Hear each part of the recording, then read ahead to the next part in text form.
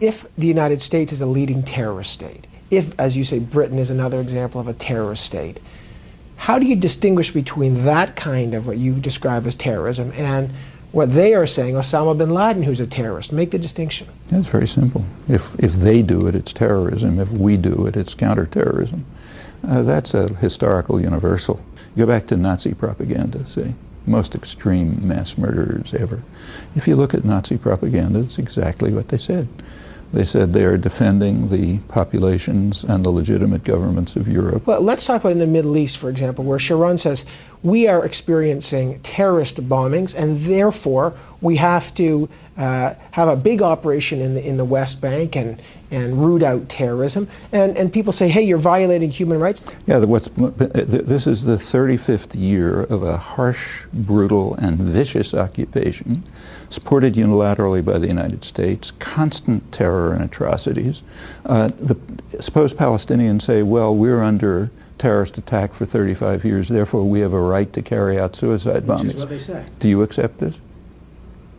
Does anybody accept it? Nobody accepts it. All right, then how come everyone accepts the Israeli claim to be doing it, which is a much weaker claim?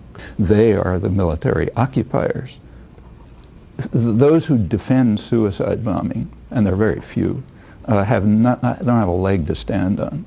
Those who defend the Israeli atrocities, including the U.S. government, most intellectual opinion, a good bit of the West generally, yeah, they don't have a leg to stand on either, and they have a much weaker position.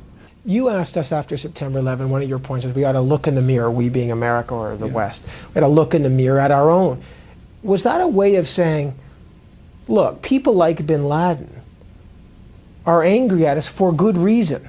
No, in other words, is there a way to justify... That's not what I was saying. The statement of mine that you just quoted is a very conservative statement. In fact, it was articulated by George Bush's favorite philosopher, Jesus Christ, who pointed out, famously, defined the notion hypocrite.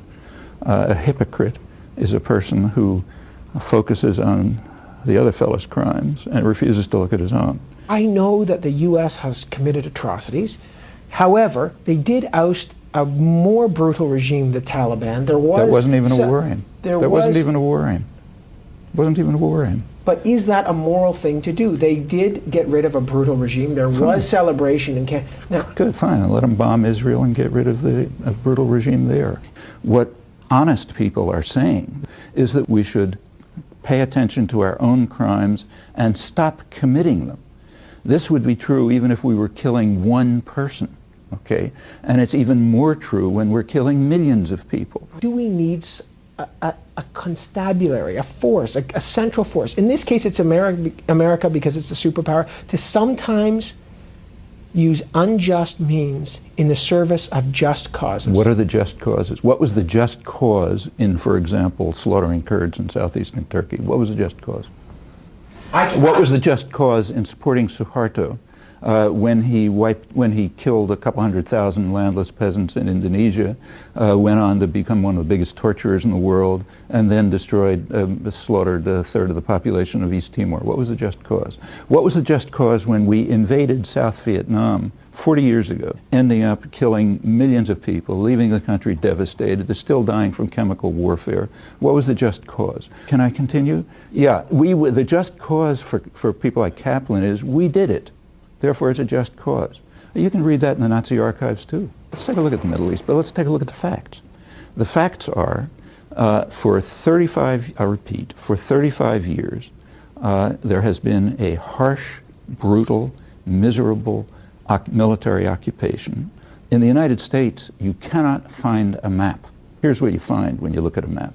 5 cantons, all surrounded by Israeli settlements, infrastructure development, and so on, which also incidentally guarantee Israel control over the water resources.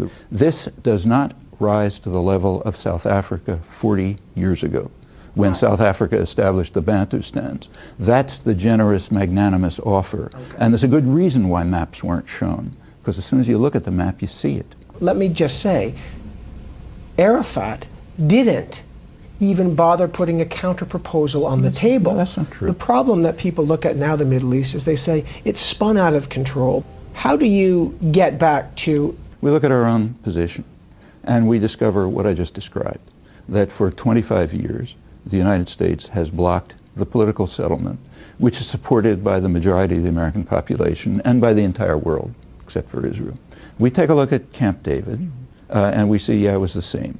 The United States was still demanding a Bantustan-style settlement and rejecting the overwhelming international consensus and the position of the American people.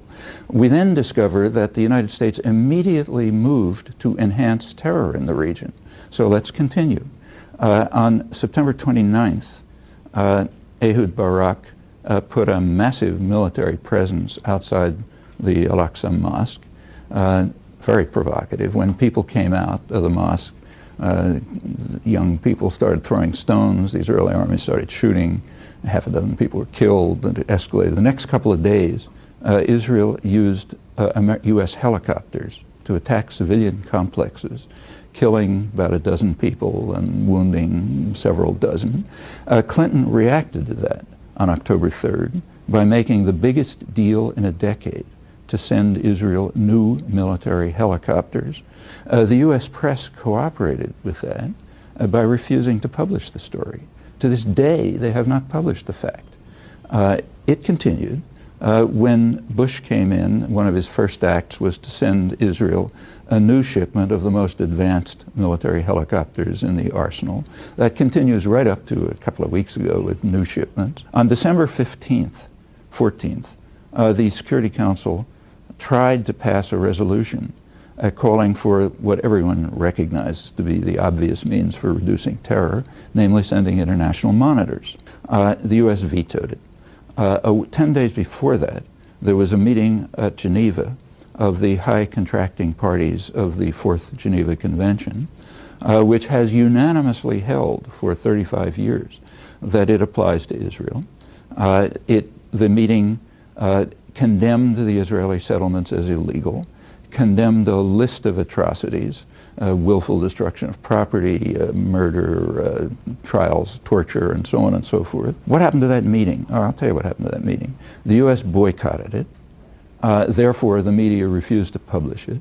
Therefore, no one here knows that the United States once again enhanced terror by refusing to recognize the applicability of conventions which make virtually everything the United States and the Israel are doing there a grave breach of the Geneva Conventions, which means a war crime. The United States is obligated as a high contracting party to prosecute violations of those conventions. That means to prosecute its own leadership for the last 25 years. Book writers like Bernard Lewis say what went wrong, that in fact there might be a clash of civilizations between an Islamic culture and a Western Judeo-Christian culture. They resent us, there's enormous amounts of hatred, and it goes back in history because of resentment. Yes, there's hatred against us. Why? In 1958, the U.S. government faced, we know from internal records, 3 major crises in the world. North Africa, Middle East, and Indonesia, all with oil-producing states, all Islamic states. السلام عليكم. لا تنسوا الاعجاب بالفيديو والاشتراك في القناة تشجيعا لنا لنستمر بنشر المزيد إن شاء الله.